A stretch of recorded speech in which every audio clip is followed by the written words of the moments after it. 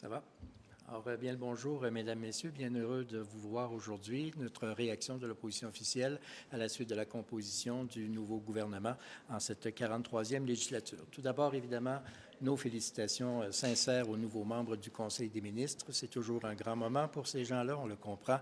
Évidemment, nos pensées vont eux et je voulais assurer le gouvernement de notre collaboration pour faire avancer le Canada dans la bonne direction et nous assurons aussi le gouvernement de notre vigilance à titre d'opposition officielle.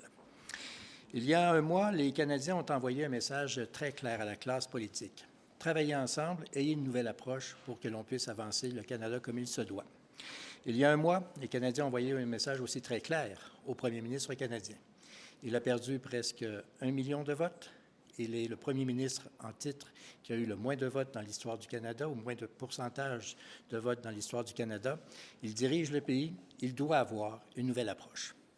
Qu'avons-nous eu aujourd'hui? Un mois plus tard, eh bien, on a un cabinet plus volumineux et aux gens qui assument les responsabilités les plus importantes aux postes clés, essentiellement, ce sont les mêmes visages, les mêmes objectifs, avec les mêmes échecs.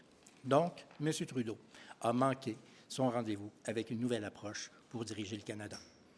C'est une occasion manquée et malheureusement, ce sont les Canadiens qui vont en faire les frais.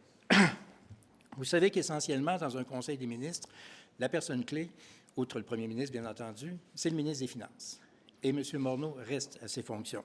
Ça veut donc dire que le Canada va encore une fois souffrir de dépenses incontrôlées et d'un objectif nul concernant le retour à l'équilibre budgétaire. Nous avons maintenant un nouveau ministre des Affaires étrangères, Philippe-François Champagne, que je salue. Je le connais bien, puis j'imagine que pour lui, c'est un beau moment. Mais j'aimerais malheureusement rappeler à M. Champagne qu'en d'autres temps, il a tenu des propos qui sont pour le moins inquiétants quant à ses nouvelles fonctions.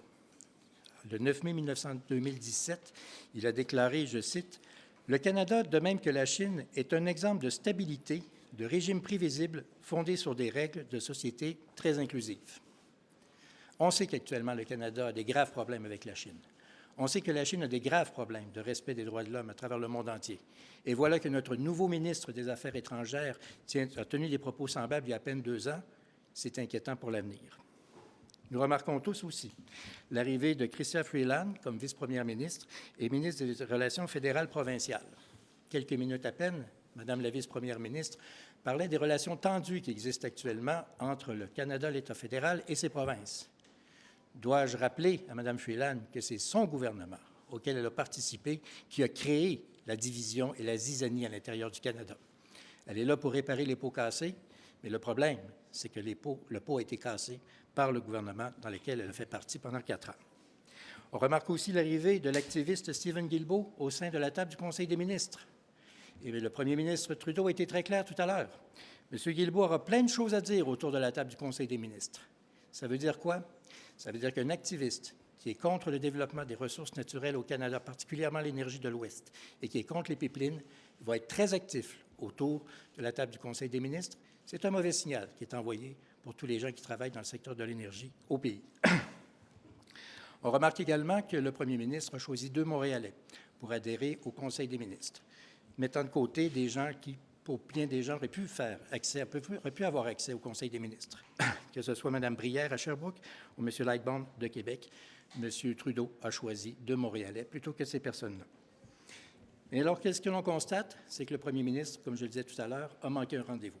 Et pourtant, souvenons-nous qu'en 2015, le premier ministre Trudeau avait fondé son cabinet le 4 novembre. Donc, il y a 16 jours, si on se compare à aujourd'hui. 2 semaines et demie de plus. Pourquoi? Pour finalement rien du tout, pour rien de nouveau. C'est ça la réalité. Le Canada n'a pas été gouverné avec le nouveau gouvernement pendant 2 semaines et demie. C'est 2 semaines et demie de gouvernance perdue. Et c'est pourquoi je rappelle, ce que notre chef a demandé depuis déjà quelques jours, que la Chambre soit convoquée le plus rapidement possible pour régler le conflit du Canadien national. Je vous remercie. Merci beaucoup.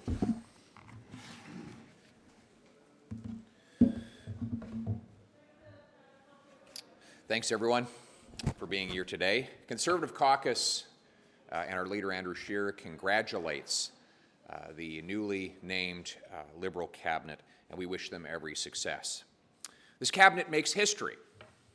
This governing party received less support in the election than any governing party in Canadian history.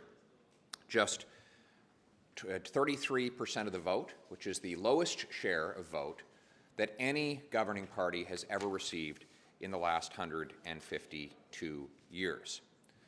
In fact, Mr. Trudeau lost 1 million votes, lost 27 seats, lost his majority, and lost the popular vote. Now, Mr. Trudeau may not be modest, but as Churchill would say, he has a great deal to be modest about. Since Trudeau took office in 2015, the separatist bloc has risen from the dead. Support in public opinion polls for Western separation is now at record highs, and the country is more divided than ever.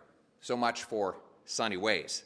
What's more, the Prime Minister may be under RCMP investigation for the SNC corruption scandal.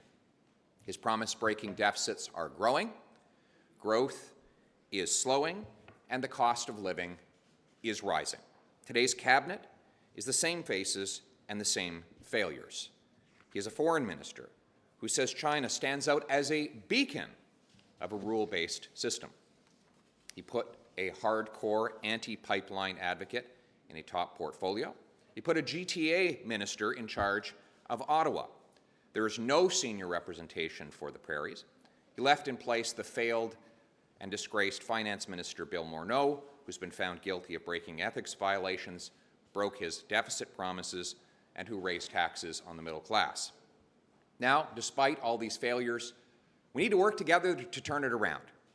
Now, it is true that Andrew Scheer's Conservatives got more votes than any other party in the last election, 250,000 more than Trudeau's Liberals. And we must keep our word and advance the platform that 6 million Canadians voted for. But just because we got the most votes doesn't mean we can't work with the other parties. We will.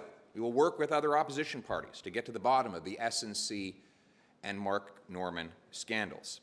We'll work with any party that wants to lower taxes, balance budgets, advance pipelines, support lawful immigration, enact true environmental conservation, or reinstate a strong national defense. So in summary, we will support the government when we can, fight it when we must, and always in every way put Canada first. Thank you very much. Monsieur Deltell, vous allez avoir un lieutenant au Québec avec qui vous battre, croiser le fer.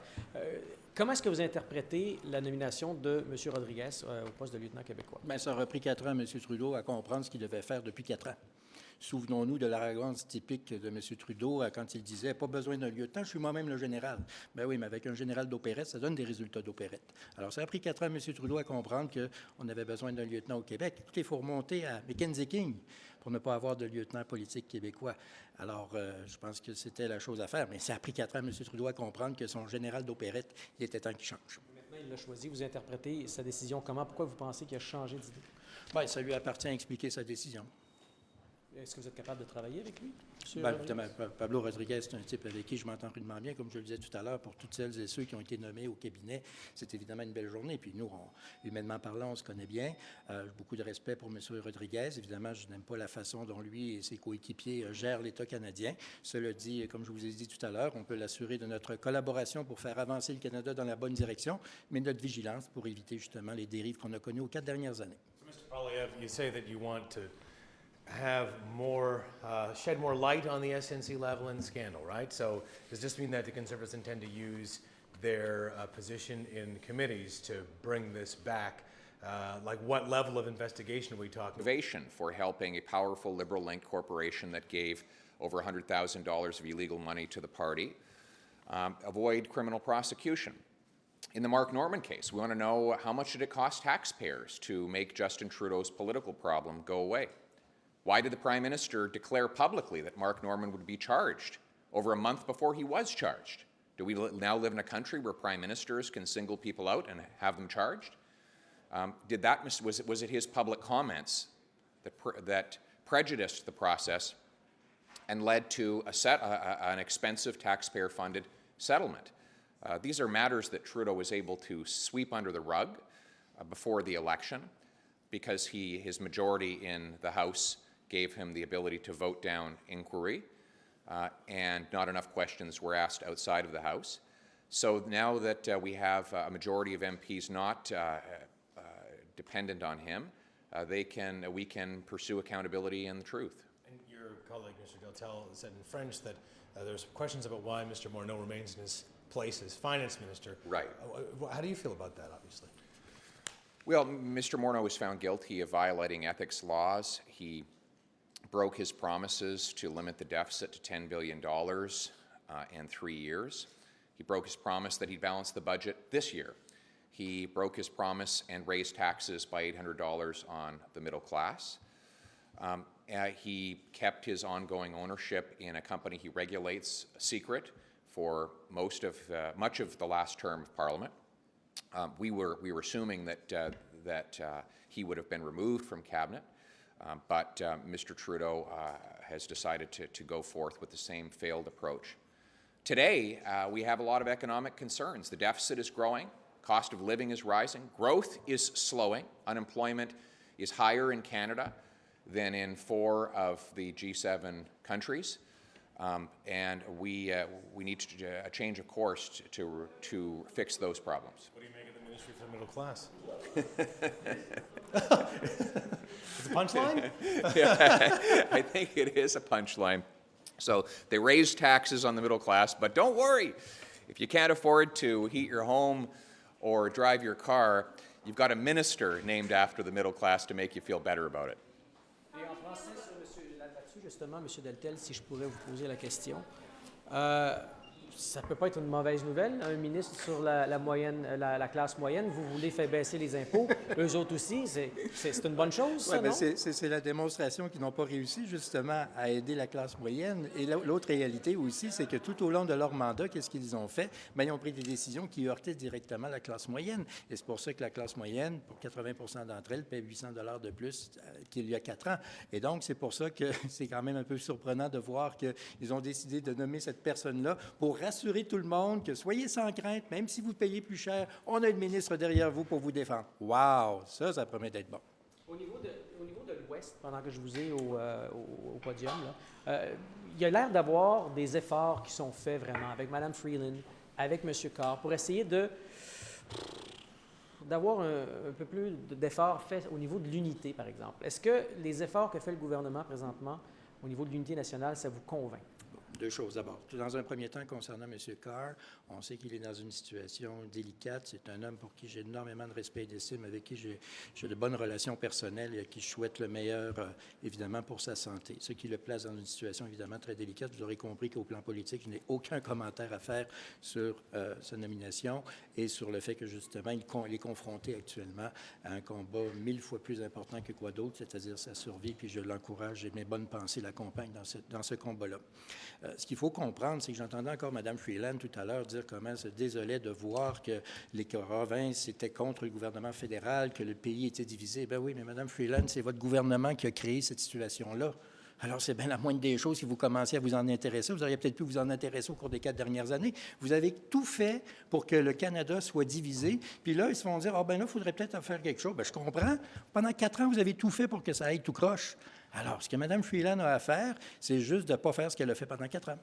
Mr. Poilievre, I had a very similar question in terms of just given the caucus and that the Liberals were that the Canadian electorate gave to the Liberals. How do you feel about the way that Trudeau has is representing dealing with Western alienation concerns by putting Minister Freeland in and Minister Carr as a special advisor?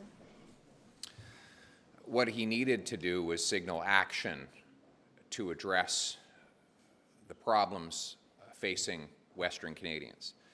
The No New Pipelines Bill C-69 will ensure that it is next to impossible to construct future pipelines to new markets. The tanker ban will ensure that you can't reach new markets.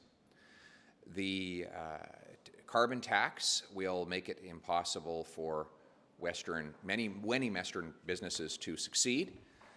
and he has done nothing to address that damage. You know, it's amazing. If I had told you 4 years ago that we risked the threat of a separatist movement with broad appeal in Alberta or Saskatchewan, you would have laughed. No one would have believed it. But in one mandate, Trudeau has ignited a separatist movement that now has more public support in the polls than at any time in Canadian history. That, along with the revitalization of the Bloc Québécois, a movement that was dead 4 years ago, signals that this Prime Minister has made our country more divided than it's ever been. So you're saying Wexit has more poll support than Quebec independence did in '93, or? No. No, sorry. Then could you clarify that? You're saying does Wexit have more popular support than ever before in Western Canadian history. Oh, Western Canadian. Sorry. Yeah. Just, we're wondering why Mr. Scheer's in here today. Mr. Scheer's in meetings today, and we're here conveying his sentiments, as is often the case with an opposition. Has a shadow cabinet, and that's why I've played this role, as has Mr. Deltell at numerous meetings, and we think he's doing a terrific job leading our caucus, as he did in the last election, to give us, as I said earlier, more votes, more seats. We beat the Liberals by 250,000 votes. We have a strong mandate to advance our conservative principles and the platform we ran upon, and we look forward to working with the other parties to achieve that. Thank you very much. Is Mr. Scheer in Ottawa, sir? Are those meetings in Ottawa?